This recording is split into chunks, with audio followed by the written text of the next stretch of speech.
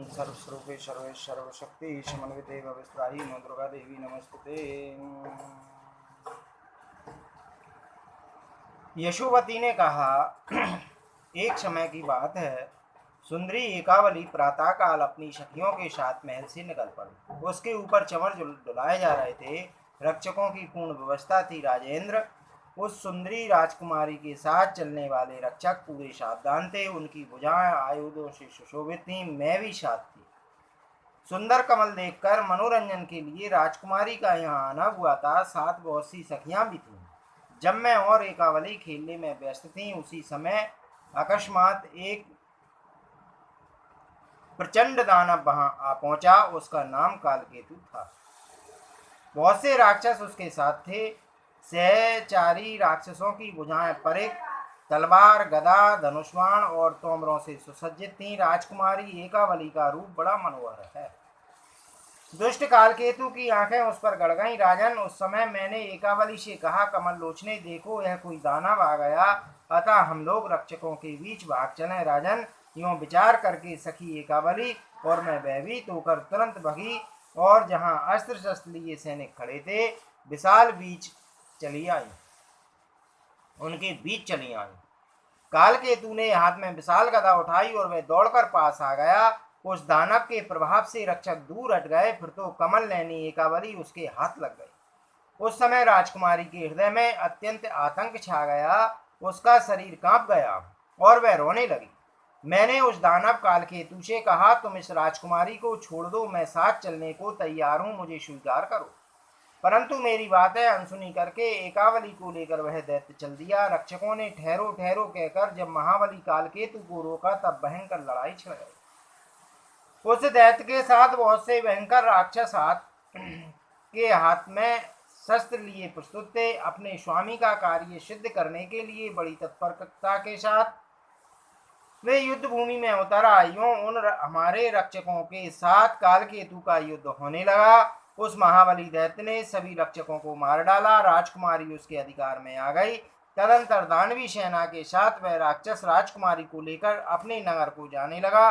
कालकेतु के अधिकार में पड़ी हुई वह राजकुमारी रो रही थी। उसे देखकर मैं भी साथ लग गई। कालकेतु उसे जहां ले जाता था, मैं भी वहां चली जाती थी। मेरा अभिप्राय था, जैसे भी हो रोती हुई सखी मुझे देखकर धैर्य धारण कर सके। हुआ भी ऐसा ही। जब सखी एकावली ने मुझे अपने साथ देखा, तब उसके हृदय में कुछ शांति आ गई। अब मैं राजकुमारी के पास चली गई। उससे बार बार बातें करने लगी। राजेंद्र, मेरी सखी एकावली दुख से अत्यंत घबरा गई थी। उसके शरीर से पसीना टपक रहा था। मेरे पास जाने पर कंठ से चिपटकर बड़े दुख के साथ वह विलाप करने लगी। उधर कालकेतु ने प्रीति प्रदर्शित करते हुए मुझसे कहा, चंचल नेत्र वाली, तुम्हारी सखी एकावली डर गई है। तुम उसे आश्वासन देकर मेरा संदेश कहो कि प्रिय, मेरा नगर स्वर्ग के समान सुखदायी है। अब तुम उसके समीप आ गई हो, मैं तुम्हारा दास बन गया हूं, फिर तुम इतनी करुणा के साथ क्यों विलाप कर रही हो? सुलोचने, स्वस्थ हो जाओ। इस प्रकार कहकर दुरात्मा कालकेतु मुझे भी, जो एकावली के पास खड़ी थी, उत्तम रथ पर बैठाकर बड़ी उतावली के साथ अपनी मनोहर नगरी में चला गया। बड़ी भारी सेना उसके पास थी। उस दैत्य का मुख कैसा प्रसन्न था, मानो खिला हुआ कमल हो। वहां पहुंचने पर उस दानव ने मुझको और एकावली को एक भव्य भवन में ठहराया। उस भवन की रक्षा के लिए उसके द्वारा बहुसंख्यक राक्षस नियुक्त हो गए। राजन, अब दूसरे दिन की बात है। कालकेतु ने मुझसे कहा कि तुम्हारी सखी एकावली वृह से घबरा गई है। यह बालिका निरंतर चिंता में डूबी रहती है, तुम इसे समझा दो। सुंदर कमल वाली कांते, तुम मेरी पत्नी बनकर इच्छानुसार सुख भोगो। चंद्रवंदे, अब इस राज पर तुम्हारा अधिकार रहेगा। मैं सदा के लिए तुम्हारा सेवक बन गया।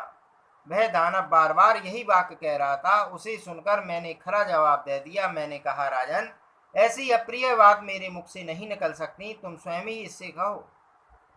मेरे कथन के पश्चात उस दुरात्मा ने मेरी प्यारी सखी एकावली से विनय पूर्वक कहा, कृशोदरी, तुमने मुझ पर मंत्र प्रयोग कर रखा है। कांते, उस मंत्र से अत्यंत आहत मेरा हृदय अब तुम्हारे अधीन है, अतः अब मैं तुम्हारे वशीभूत हो चुका हूं, इसमें कोई संशय नहीं है। कल्याणी, तुम मुझे पति बनाकर इसे सफल करो। एकावली ने कहा, राजकुमार है बड़े भाग्यशाली पुरुष है, उन्हीं के साथ मेरा विवाह करने के लिए पिताजी ने निश्चय कर लिया है। मैं अपने मन में उन्हें वरण भी कर चुकी हूँ। फिर कन्या के लिए जिस सनातन धर्म का पालन करना अनिवार्य है उसका परित्याग करके अब मैं कैसे दूसरे को पति बनाऊं? हमारा यह शास्त्रीय सिद्धांत तुमसे भी छिपा नहीं है कि पिता कन्या को जिसे सौंपना चाहे उसी को कन्या अपना पति बनाए। कन्या सदा के लिए परतंत्र है, अपनी इच्छा से वह कभी भी कुछ भी नहीं कर सकती। राजन, एकावली के इस प्रकार कहने पर भी दुरात्मा कालकेतु अपने निश्चय से नहीं डगा, कारण वह राजकुमारी पर आसक्त हो चुका था। अतः विशाल नेत्रों वाली एकावली और उसके पास रहने वाली मैं दोनों उस पापी के हाथ से मुक्त नहीं हो सकी। काल केतु का नगर पाताल की एक कंदरा में है, वहां अनेक प्रकार की कठिनाइयां दृष्टिगोचर होती हैं। वहीं काल केतु का किला है, चारों तरफ खाइयां बनी हैं, अनेकों पहरेदार पहरा दे रहे हैं। वहीं मेरी प्राण प्यारी सखी एकावली अत्यंत कष्ट के साथ समय व्यतीत कर रही है। उसी के भय से असीम दुख में पड़ी हुई मैं यहाँ इस प्रकार विलख रही हूँ। एक वीर ने कहा, वारान ने मुझे महान आश्चर्य तो यह हो रहा है कि उस दुराचारी काल केतु के नगर से तुम यहाँ कैसे आ सकें? मैं इसका रहस्य तुमसे सुनना चाहता हूँ। राजकुमारी का कथन है कि मेरे पिता ने यह के साथ कन्यादान करने की बात निश्चित कर ली। तुम्हारी यह उक्ति भी मुझे महान संदेहस्पद प्रतीत हो रही है। मेरा भी नाम राजा है, इस नाम के दूसरे कोई नरेश नहीं है। तुम्हारी सुंदर आंखों वाली सखी मेरे लिए ही तो नहीं कह रही है। सुभ्रू भामनी, तुम मेरे इस संदेह को दूर करो, तदंतर मैं उस अधम राक्षस को मारकर एकावली को अवश्य ले आऊंगा। सुब्रते, तुम यदि काल केतु का स्थान जानती हो तो उसे मुझे दिखा दो। एकावली के पिता राजा रैम को तुमने यह समाचार जनाया है या नहीं? राजकुमारी बड़ा ही कष्ट सह रही है, जिसकी ऐसी प्यारी कन्या का अपहरण हो जाए और वह जान न सके, यह कितने आश्चर्य तथा दुख की बात है। अथवा राजा रैम यदि जानते हैं तो फिर उन्होंने राजकुमारी को छुड़ाने के लिए यत्न क्यों नहीं किया? कन्या कारागार में कष्ट भोग रही है, यह जानकर राजा कैसे स्थिर बैठे हैं? वे शक्तिहीन तो नहीं हो गए हैं? सुब्रते, तुम शीघ्र इसका कारण बताने की कृपा करो। अब मेरे हृदय में है अभिलाषा जाग उठी है कि मैं उस सुंदरी को अत्यंत संकट से छुड़ाकर कब सुखी देखूं। मैं तुमसे सुनना चाहता हूँ, काल केतु की अत्यंत दुर्गम नगरी में जाने का क्या उपाय है? पर पहले यह तो बताओ कि तुम उस असीम कष्ट को पार करके यहाँ कैसे आ गई? यशोवती बोली, राजन, मैं बचपन से ही भगवती जगदम्बा के बीज मंत्र का ध्यान पूर्वक जप करना चाहती हूँ।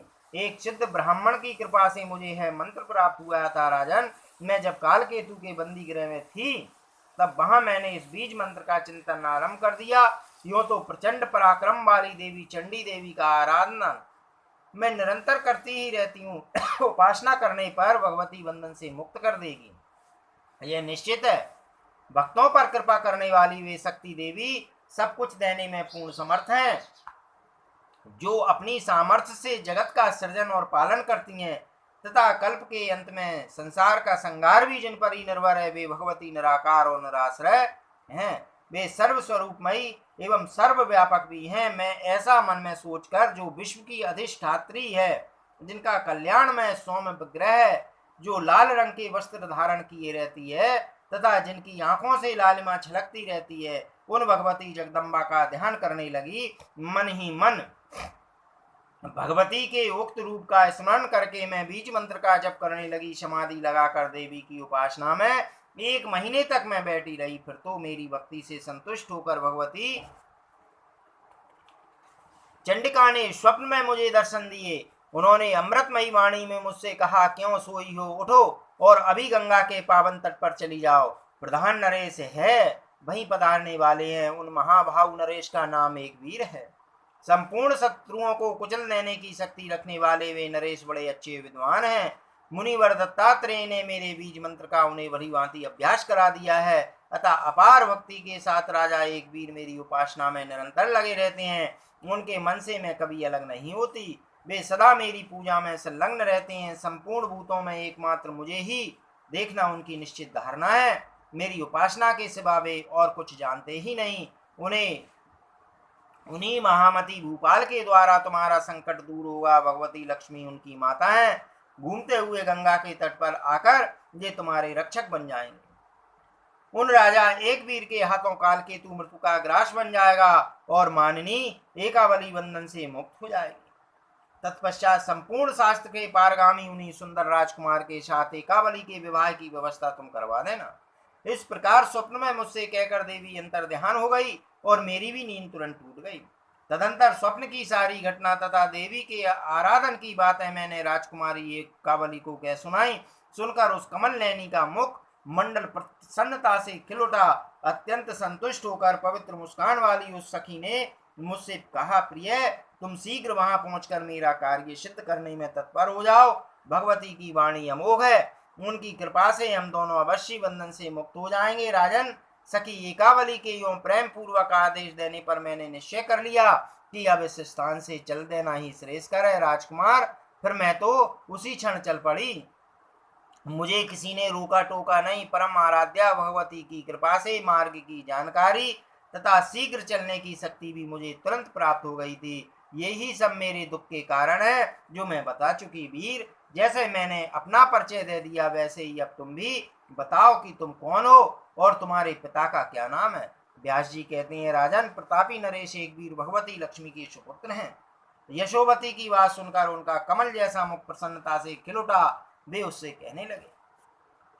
राजा एकवीर ने कहा, रंभोरु, तुमने विशद रूप से जो मेरा वृतांत पूछा है वह सुनो। मैं ही यह हूँ। मेरा नाम एकवीर है। लक्ष्मी जी मेरी माता है। तुमने सर्वप्रथम अपनी सखी एकावली के संपूर्ण जगत के रूप को तिरस्कृत करने वाले रूप का वर्णन किया है, उससे मेरा मन विहल हो उठा है।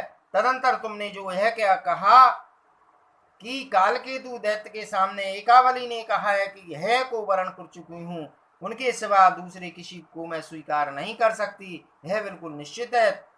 तनवंगी राजकुमारी के इस कथन से तो मैं अब उसका दासी बन गया। सुखे शांते, बताओ इस अवसर पर मुझे क्या करना चाहिए। सुलोचने, दुरात्मा कालकेतु के स्थान से मैं बिल्कुल अपरिचित हूँ। विशालाक्षी, मैं तुमसे उपाय जानना चाहता हूँ। मुझे वहां पहुंचाने में तुम पूर्ण समर्थ हो, अतः तुम्हारी सुंदरी सखी एकावली जहां रहती है वहां मैं शीघ्र जा सकूं, ऐसा ही व्यवस्था करो। राजकुमारी एकावली तुम्हारी प्रिय सखी है। राक्षस के अधीन होकर उसे अत्यंत दुख सहने पड़ते हैं। तुम निश्चय समझो कि मैं अभी उस राक्षस को मारकर उसे छुड़ा लाऊंगा। मेरे प्रयास से राजकुमारी के सभी संकट टल जाएंगे और वह तुम्हारी नगर में लौट आएगी। फिर मैं राजकुमारी एकावली को उसके पिता के पास पहुंचा दूंगा। इसके बाद परम तपस्वी राजा रैम अपनी पुत्री का विधिवत विवाह कर सकेंगे। प्रियम बधे, तुम्हारे सहयोग से मेरी ये मनचाही बातें पूर्ण हो सकती हैं, अतः तुम शीघ्र कालकेतु की नगरी दिखाकर मेरा पराक्रम देख लो। वरवर्णिनी, पराई स्त्री को अपनाने वाले उस पापी राक्षस को जिस किसी प्रकार भी मारने में मैं सफल हो सकूं वैसा ही यत्न करो। सबसे पहले तो तुम कालकेतु के दुर्गम नगर का मार्ग मुझे दिखा दो। व्यास जी कहते हैं, राजकुमार एक वीर की वह प्रिय वाणी सुनकर यशोवती का मुख प्रसन्नता से खिल उठा। कालकेतु की नगरी में जाने के लिए बड़े आदर के साथ अब यशोवती एक वीर को उपाय बताने लगी। उसने कहा, राजेंद्र, भगवती का बीज मंत्र सिद्धि प्रदान करने वाला है, तुम इसकी दीक्षा ले।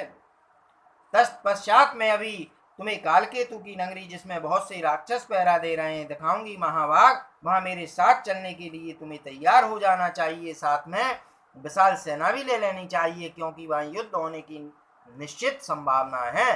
कालकेतु बड़ा पराक्रमी है, बहुत से बलवान राक्षस उसके पास हैं, अतः मंत्र का अभ्यास करके ही तुम मेरे साथ चलो। मैं पापी कालकेतु की नगरी का मार्ग दिखाने की पूरी चेष्टा करूंगी। राजन, अब उस दुराचारी को शीघ्र ही मारकर मेरी सखी को बंधन से मुक्त कराना तुम्हारा परम कर्तव्य है। यशोवती का कथन सुनकर एक वीर ने उसी क्षण मंत्र की दीक्षा ले ली। दत्तात्रेय जी ज्ञानियों में शिरोमणि माने जाते हैं। संयोगवश वहां उनका शुभागमन हो गया था। उन्होंने योगेश्वरी की महामंत्र उपदेश किया था। भगवती के इस मंत्र को त्रिलोकी का तिलक कहते हैं। इस मंत्र के प्रभाव से राजा एक वीर को सब कुछ जानने तथा सर्वत्र जानने की योग्यता प्राप्त हो गई, अतः कालकेतु के अत्यंत दुर्गम नगर के लिए वे तुरंत प्रतिष्ठित हो गए। यह नगर राक्षसों द्वारा इस प्रकार सुरक्षित था मानो सर्प पाताल की रक्षा कर रहे हों। यशोवती और एक विशाल सेना के साथ एक वीर उसके समीप पहुंच गए। उन्हें आते देखकर कालकेतु के दूत भय से घबरा उठे। अतः बड़ी उतावली के साथ चिल्लाते हुए वे सभी कालकेतु के पास पहुंचे। उस समय वह दैत्य एकावली के पास बैठकर तरह तरह से प्रार्थना कर रहा था। दूतों ने समझ लिया हमारा यह स्वामी काम से मोहित हो गया है। अतः उससे वे कहने लगे, दूत बोले, राजन, इस कामनी के साथ आने वाली यशोवती नामक एक स्त्री आ रही है। उसके साथ कोई एक राजकुमार भी है। यमराज, महाराज, पता नहीं वह इंद्रपुत्र जयंत है अथवा शंकर कुमार कार्तिकेय। एक बड़ी भारी सेना लेकर बल के अभिमान से मत हुआ वह आ रहा है। राजेंद्र, अब आप सावधान हो जाएं। युद्ध का अवसर सामने आ गया है। उस देवपुत्र के साथ युद्ध कीजिए अथवा इस कमल नैनी से स्नेह छोड़िए। राजन, शत्रु सेना निकट आ गई है, केवल 3 ही योजन दूर है। आप शीघ्र सजग हो जाइए, रणदुंदुभी भी बजाने की आज्ञा दे दीजिए। व्यास जी कहते हैं, दूतों की बात सुनकर कालकेतु क्रोध से मूर्छित सा हो गया। उसके पास बहुत से राक्षस शस्त्रधारी सैनिकों के साथ विद्यमान थे। उनसे उसने कहा, राक्षसों, तुम सब लोग हाथ में अस्त्र शस्त्र लेकर शत्रु के सामने जाओ। यो राक्षसों को जाने की आज्ञा देकर कालकेतु ने बड़ी नम्रता के साथ एकावली से पूछा। उस समय वह राजकुमारी अत्यंत दुखी होकर व्यवस्था पूर्वक उसके निकट ही बैठी हुई थी। कालकेतु ने उससे कहा, तन्मयी, यह कौन आ रहा है? तुम्हारे पिता है अथवा कोई अन्य पुरुष? कृशोदरी, तुम्हें लेने के लिए सेना सहित आने वाले इस व्यक्ति का सच्चे परिचय बताने की कृपा करो। संभव है तुम्हारे पिता वृह से आतुर होकर तुम्हें लेने के लिए आ रहे हो। मैं यदि जान जाऊंगा कि ये तुम्हारे पिताजी हैं तो मैं संग्राम नहीं करूंगा, बल्कि उन्हें सादर घर पर ले आऊंगा और रत्न वस्त्र एवं सुंदर घोड़े भेंट देकर उनका स्वागत करूंगा।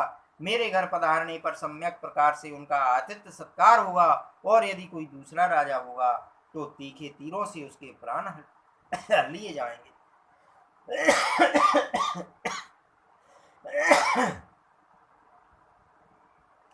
यह निश्चय है कि महात्मा काल की प्रेरणा से मरने के लिए ही यहाँ आ रहा है। अतः विशालाक्षी, बताओ, मैं साक्षात काल हूँ, मुझ में अपार बल है, कोई मुझे जीत नहीं सकता।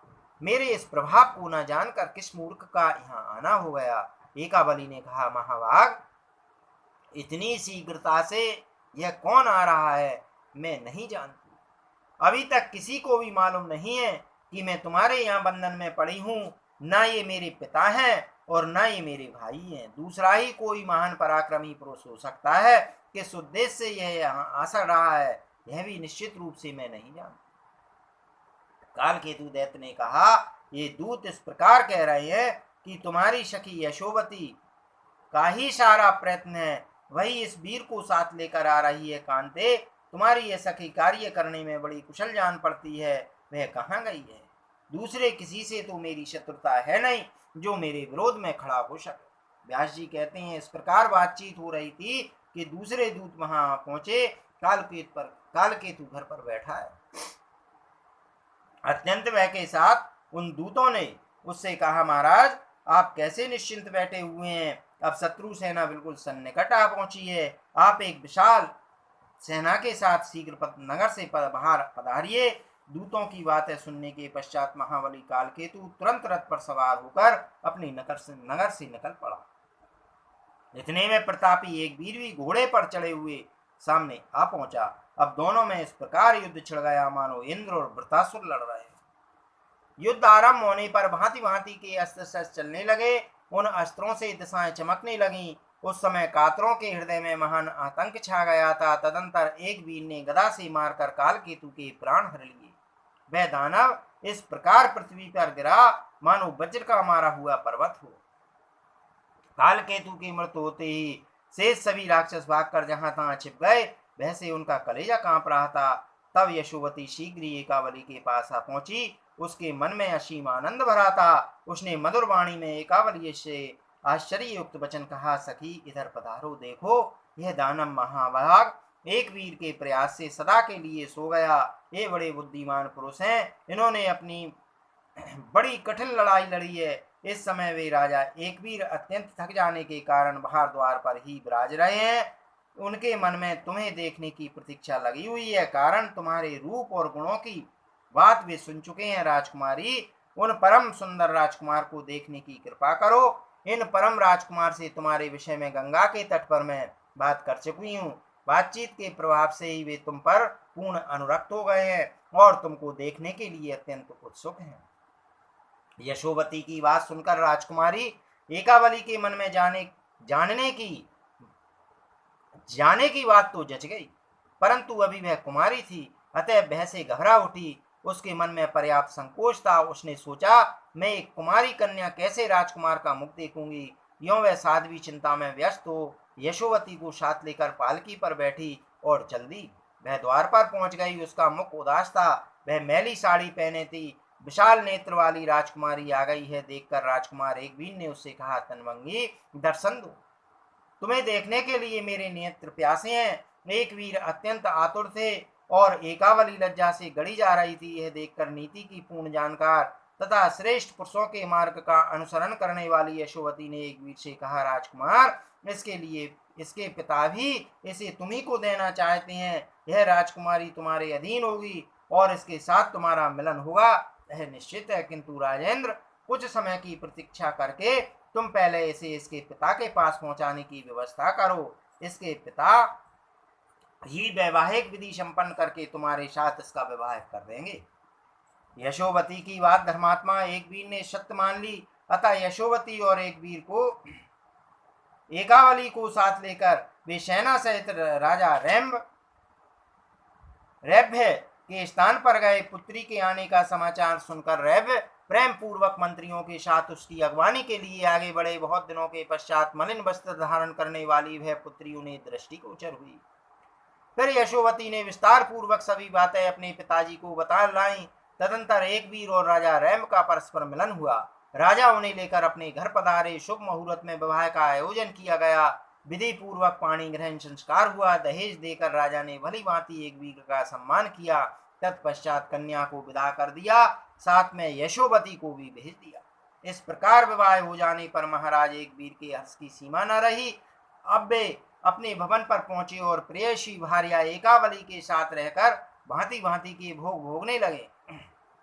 उन्होंने एकावली के गर्भ से एक पुत्र उत्पन्न किया जो कृतवीर्य नाम से विख्यात हुए। उन कृतवीर्य के पुत्र कार्तवीर्य हैं। इस प्रकार मैं इस वंशावली का वर्णन कर चुका हूँ।